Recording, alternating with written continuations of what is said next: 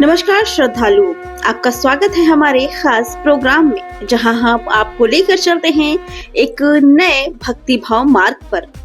आज हम बात करेंगे नेपाल के पवित्र धाम भगवान पशुपतिनाथ के दर्शन के लाभों और जीवन में इसके महत्व की। ये एक 15 मिनट का संक्षिप्त वर्णन है जो आपको आध्यात्मिक ऊर्जा से भर देगा। तो आइए शुरू करते हैं ये दिव्य यात्रा। सबसे पहले पशुपतिनाथ मंदिर का संक्षिप्त परिचय आपको बताते हैं। नेपाल की राजधानी काठमांडू से मात्र 3 किलोमीटर दूर बागमती नदी के तट पर देवपाटन गांव में स्थित ये मंदिर भगवान शिव के पशुपति रूप को समर्पित है। पशुपति का अर्थ है सभी प्राणियों का स्वामी। ये मंदिर प्राचीन काल से ही हिंदू धर्म का प्रमुख तीर्थ स्थल है, जिसे यूनेस्को ने 1979 में विश्व धरोहर स्थल घोषित किया था। मंदिर का निर्माण ईसा पूर्व 3री शताब्दी में सोमदेव राजवंश के राजा पशुप्रेक्ष ने करवाया था। हालांकि कुछ मतों के अनुसार ये 13वीं शताब्दी का है। ये पगोड़ा शैली में बना है, जिसमें 518 छोटे छोटे मंदिर और मुख्य शिवलिंग है। 4 दक्षिण भारतीय ब्राह्मण पुजारी और एक मुख्य पुजारी सदियों से यहाँ सेवा करते आ रहे हैं। महाशिवरात्रि पर यहाँ लाखों भक्त इकट्ठा होते हैं और मंदिर परिसर में वासुकीनाथ, उन्मत्ता भैरव, सूर्य नारायण जैसे अन्य मंदिर भी स्थापित हैं। अब आते हैं पौराणिक कथा पर। महाभारत के अनुसार पांडवों ने युद्ध के पाप से मुक्ति के लिए शिव जी का दर्शन किया। शिव जी भैंसे के रूप में प्रकट हुए और धरती में समा गए। भीम ने उनकी पूंछ पकड़ ली। जहां पूंछ पकड़ी गई वो उत्तराखंड का केदारनाथ बना, और जहां सिर प्रकट हुआ वहीं नेपाल का पशुपतिनाथ। इस प्रकार पशुपतिनाथ केदारनाथ का आधा भाग माना जाता है।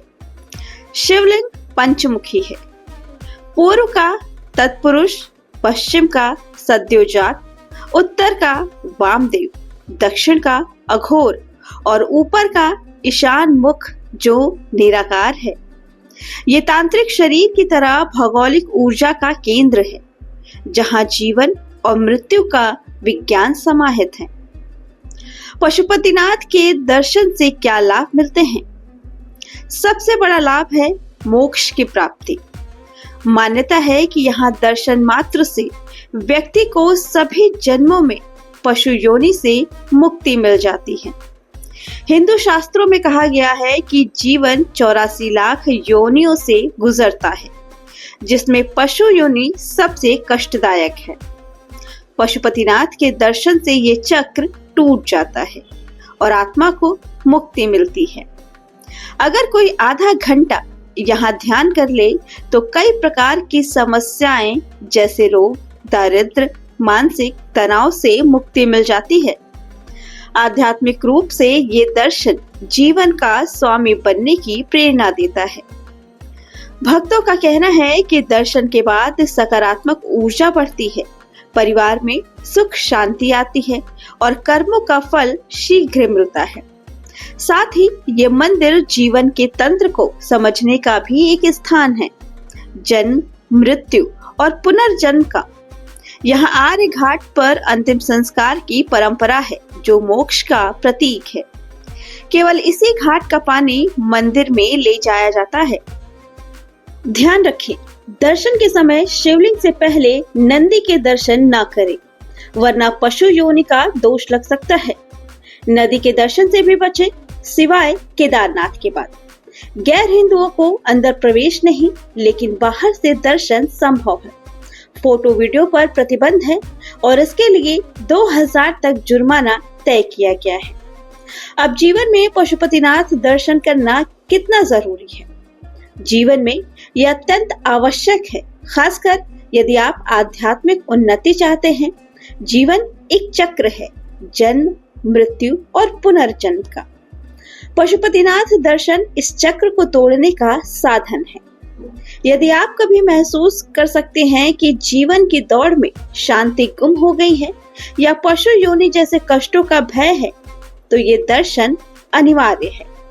शास्त्र कहते हैं पशुपति दर्शन से सभी प्राणियों पर करुणा आती है और व्यक्ति जीवन का स्वामी बन जाता है। सांसारिक बंधनों से मुक्ति के लिए विशेषकर शिवरात्रि या सावन में यहाँ आना जीवन का टर्निंग पॉइंट साबित होता है।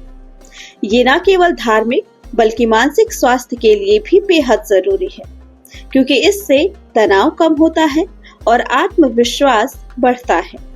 यदि संभव हो तो जीवन में कम से कम एक बार यहाँ दर्शन करने अवश्य जाएं। केदारनाथ के साथ मिलकर ये पूर्ण मोक्ष का द्वार खोलता है। अंत में भगवान पशुपतिनाथ की कृपा से हम सभी प्राणी सुखी रहें। यदि आप नेपाल जा रहे हैं तो दिल्ली से फ्लाइट से 1.5 घंटे में काठमांडू पहुंचे, फिर टैक्सी से मंदिर जाएं। लेकिन याद रखें, सच्चा दर्शन मन से होता है। जय पशुपतिनाथ, जय भोलेनाथ।